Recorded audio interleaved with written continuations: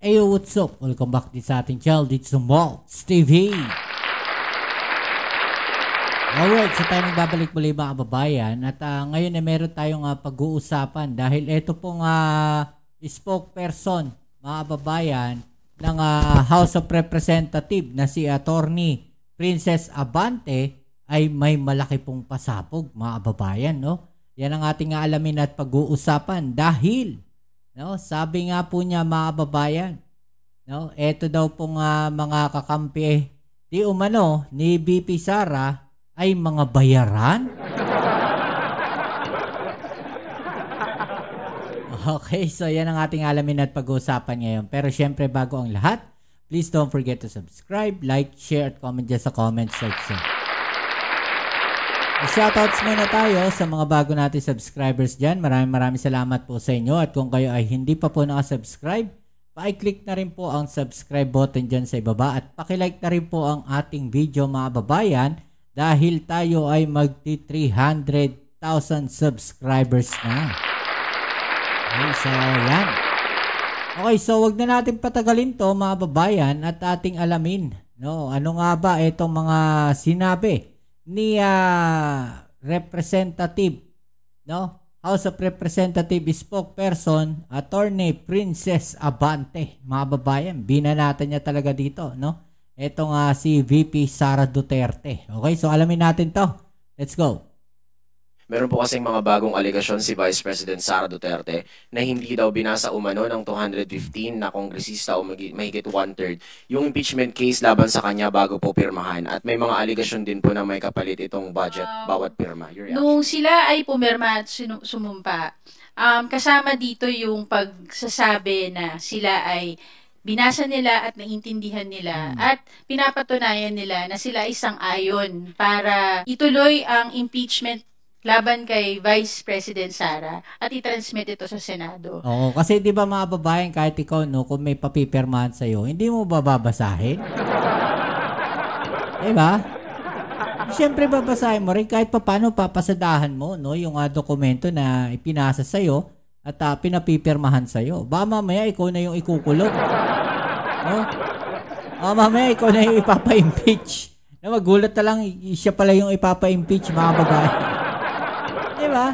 Common sense na lang. Alam nyo minsan, nakakatawa na lang yung mga binibitawan salita nitong si VP Sara Duterte. Diba? Parang may masabi na lang minsan eh. Diba? So, sana naman na bilang Vice Presidente, hindi siya ganun magsalita mga kababayan. Diba? Tungkol naman sa may nakuhang favor or bayad ang ating mga representante, naniniwala ako na yung 200 plus na congressmen na pumirma doon sa impeachment ay pumirma hindi para sa halaga o anumang pabor na makukuha, pero para sa paninindigan. Baka masyado na silang nasanay na lahat ng galaw ng kanilang mga kampe ay kailangan may bayad. Nako, yun ang mahirap doon, mga babae.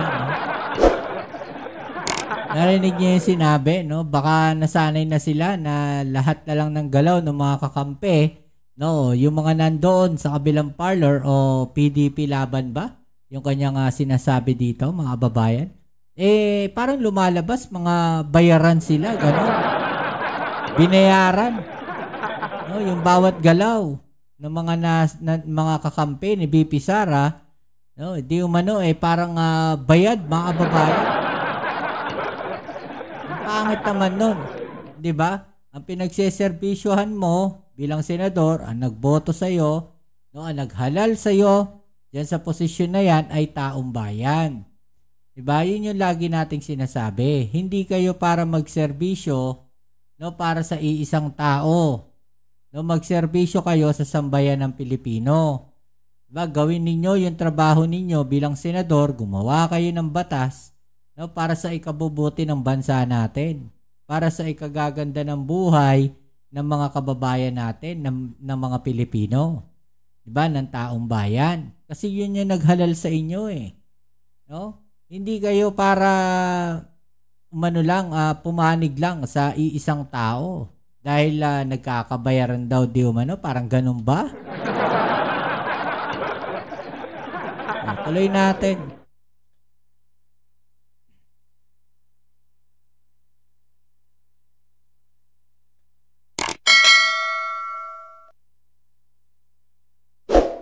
Earl Tobias from IBC 13. Attorney Princess, good morning po. Ma'am, natanong ko rin po nito kahapon na si spokesperson o impeachment, si Attorney Odi po. So getting your side na lang din po as the House's spokesperson. Meron po kasing mga bagong aligasyon si Vice President Sara Duterte na hindi daw binasa umano ng 215 na kongresista o mahigit one-third yung impeachment case laban sa kanya bago po pirmahan. At may mga aligasyon din po na may kapalit itong budget bawat pirma. Your reaction po, ma'am? Siguro, dapat maging klaro tayo dun sa mga paratang na ganyan. Hindi pwedeng dinadaan lagi sa intriga yung mga ganitong aligasyon, lalong-lalo na pag ang sinasabing aligasyon ay paninira hindi lang sa integrity nung individual na representante na pumirma, kundi mismo doon sa institution na kinabibilangan ng mga representanteng ito. Oo, kasi 'di ba ang mga pumirma doon sa impeachment na 'yon, mga babayan, ay yung mga kongresista. 'Di ba? Ngayon, kung sinasabi nila ni VP Sara Duterte na merong matatanggap di umano yung mga pumirma doon sa impeachment complaint na yon, mga babayan, kung pinupunto niya ay isang tao, dapat nag-name drop siya. Pero kung ang sinasabi niya yung mga pumirma, lahat po yun, lahat ng kongresista at ang kabuuan ng institusyon. 'Di ba? So parang sinisiraan niya ang kongreso, mga babayan. Diba? Napakabigat na aligasyon po niyan. Nung sila ay pumirma at sumumpa, kasama dito yung pagsasabi na sila ay binasa nila at naintindihan nila at pinapatunayan nila na sila ay sang-ayon para ituloy ang impeachment laban kay Vice President Sara at i-transmit ito sa Senado. Tungkol naman sa may nakuhang favor or bayad ang ating mga representante, naniniwala ako na yung 200 plus na congressmen na pumirma doon sa impeachment ay pumirma hindi para sa halaga o anumang pabor na makukuha, pero para sa paninindigan, sa sarili nilang paninindigan. Baka masyado na silang nasanay na lahat ng galaw ng kanilang mga kampe ay kailangan may bayad. Regarding po sa statement po ni Chief Presidential Legal Counsel Juan Ponce Enrile, he believes po na may sentiment dahil po sa gitna ng mga antala sa impeachment proceedings against the Vice President. It seems like the Vice President does not want to face the trial as well as the Senate. The Senate does not want to proceed with the trial dahil nga po sa mga delays. Does the House of Representatives share the same sentiment? Alam nyo, ito opinion ko lang, siguro yung yung iba na nasa 19th Congress, mga babayan, ayaw na nilang pabigatin pa yung kanilang mga bitbitin bago sila magretiro umalis sa 19th Congress, mga babayan, sa 19th Senate o 19th Congress, mga babayan. Diba? Kasi gusto nila siguro bago umpisahan yung impeachment na yan, tuloy-tuloy, dire-diretso, klaro, malinis. Pero kung titignan natin, napakarami palang butas. Diba? Ng impeachment. At impeachment trial. At yan yung talaga ng mga lahat ng butas, ginawa na ata ng paraan para mailabas, mga babayan. At ang nakakalungkot yan, Senado pa mismo yung gumawa ng mga bagay na yun.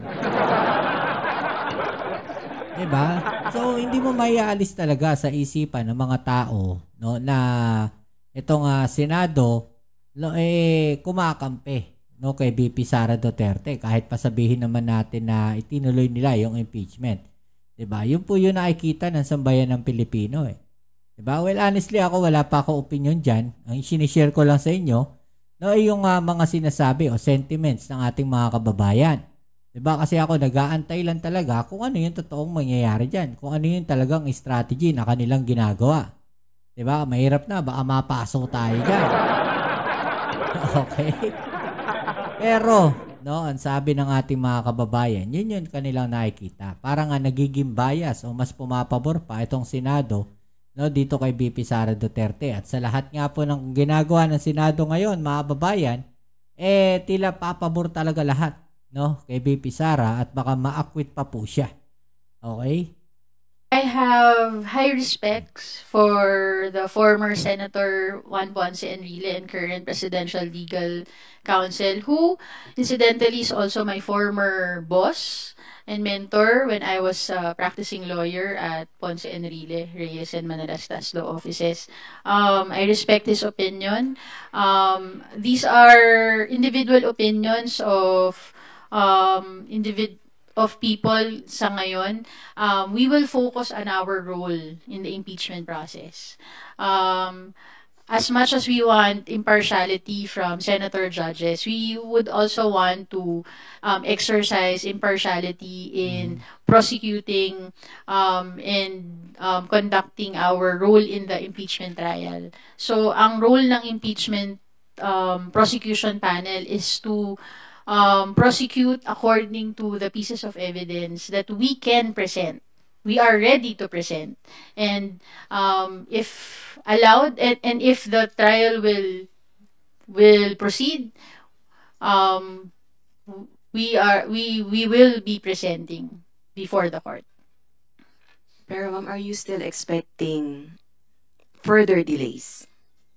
There shouldn't be further delays. Pero delays, andyan ginagawa na ng Senado, di ba? Nakikita na natin, may mga delaying tactics na, no, na nangyayari. Well, hindi ko inuhusga ng Senado, no? Pero sa mga nangyayari, parang ganun lumalabas, nagkakaroon ng delaying tactics. Kasi lahat, inahanapan nila ng butas, di ba? Ano sa palagay ninyo, mga kababayan? Because the Constitution stated that the trial should proceed forthwith. Pero hindi po yun yung nangyayari. Well, sa dulo, sabi nga lagi ni Senator Juan Ponce Enrile, history will judge us according to our actions. And the public will judge us. The public is what, the Filipino public is watching us. And dapat gampanan natin ang ating trabaho ayon sa sinumpaan natin sa mamamayan at sa batas. Nagmamatsyag ang sambayan ng Pilipino at nag-aantay, no, ng resulta talaga nito dahil matagal nang nakabitin itong impeachment na to, mga kababayan. Pero dito sa Kongreso, dito sa Kamara, hindi ganyan ang mga miyembro ng Kamara na kailangan bayaran para gumalaw. Ang importante, meron silang integrity at meron silang paninindigan sa kanilang mga desisyon. Thank you, ma'am. Kakabit lang din po ng istoryang impeachment. May stand po si Senate Minority Leader Coco Pimentel tungkol po sa usapin ng inhibition ng mga senator judge. Basahin ko lang po yung part ng statement niya. Kung kapag inhibit, nakakalusot pa siya, di na kailangan sabihin kung ano yung posisyon niya. Guilty ba or not guilty? The Senate Minority Leader is calling for the senators to actually take a stand po na wag na mag-inhibit, mag-convict or sabihin na convicted or acquitted based on their own judgment po. Kayo po ba, ano po yung take niya sa inhibition? Bilang senator judges, kasama yan sa kanilang tungkulin na maging impartial sa tanggap at pakikinig ng ebidensya pag natuloy ang trial. Na sana ituloy na nila yung impeachment trial. Yan yung tanong dun. Nung hinaral... Ang tanong dyan, mga babayan, matutuloy ba yung trial na yan? Diba? Mamaya, hanggang ganyan lang ang mangyayari dyan, hanggang sa ma-dismiss na nga yung impeachment complaint dito kay VP Sara Duterte. Sila bilang senador, kasama yung sa tungkulin regardless kung ano yung naging desisyon nila para sa pagtakbo. Pero once na nanalo na sila bilang senador, kasama na dito, hindi lang yung politika nila, pero yung tungkulin nila sa mamamayan, tungkulin nila sa saligang batas, nagampanan ng kanilang trabaho bilang senator judge pag sila ay naging isang impeachment court. Hindi ko masasagot kung magmo-move ang prosecution panel for inhibition. Pero importante na ang ating mga senator judges ay may pakita nila na willing sila, sinumpaan na nila, they took their oath, 'di ba? As a senator judge, na gagampanan nila yung sinumpaan nilang tungkulin na magiging impartial sila doon sa pagsuri, sa pagkikinig ng mga ebidensyang ilalahad at magdidesisyon sila hindi ayon sa politika, hindi ayon sa politiko, kundi ayon sa ebidensyang mailalahad sa impeachment trial. It is their responsibility according to law, to the Constitution, at it is their responsibility to the Filipino people to see to it that they will decide according to their conscience with impartiality, not based on politics or any political affiliation. Thank you. Follow up lang, ma'am. So is it right to say po that somehow you share the same sentiment with Senate Minority Leader Coco Pimentel for senator judges to take a stand? Yes. Dapat kasi yun ang role nila sa impeachment trial. Ang role ng House of Representatives is to prosecute. We have the prosecution panel that were given by the plenary the authority to prosecute the articles of impeachment. We also have our own spokesperson for the impeachment prosecution panel para mapaliwanag yung mga detalye na nangyayari. May kanya-kanya tayong role dito sa lahat ng prosesong to. Gagampanan ng Kamara ang kanilang role sa prosesong ito. Kailangan gampanan din ng Senado ang kanilang tungkulin at obligasyon ayon sa konstitusyon para sa mamamayang Pilipino. Okay. Last na lang po from my end, ma'am. Yung dun lang sa usapin ng wage hike, balikan ko lang po. Ngayong papasok na yung 20th Congress at pumasa naman sa huling pagbasa ng Kamara yung panukala po. Ano po ba, for the public lang, ano po yung fate ngayon ng 200 peso wage hike bill? Pwede po ba itong isalang ulit sa next Congress o maging priority ulit? Thank you po. Definitely, pwede siyang ma-file ulit sa 20th Congress. At binanggit na natin to noon at uulitin ko, patuloy tayong makikipaglaban para sa maayos at sapat na sahod para sa manggagawa at balancing batas para naman sa protection din sa ating mga small, medium enterprises. Yun ang gusto ng Kamara. Hindi lang yung batas na maganda pakinggan sa publiko, pero isang balancing batas na makikinabang lahat ng stakeholders, ang ating manggagawa at ang ating mga employees at ang mga employers. Alright, so yung mga babayan, ha? Anong masasabi niyo dyan? No? I-comment na lang po sa ibaba yung mga opinion na natin yung pag-usapan. Alright? So yan muli, kita-kits tayo sa ating next video upload. Ito ang inyong Kuya Mobsit sa Mobs TV. Peace. Amen.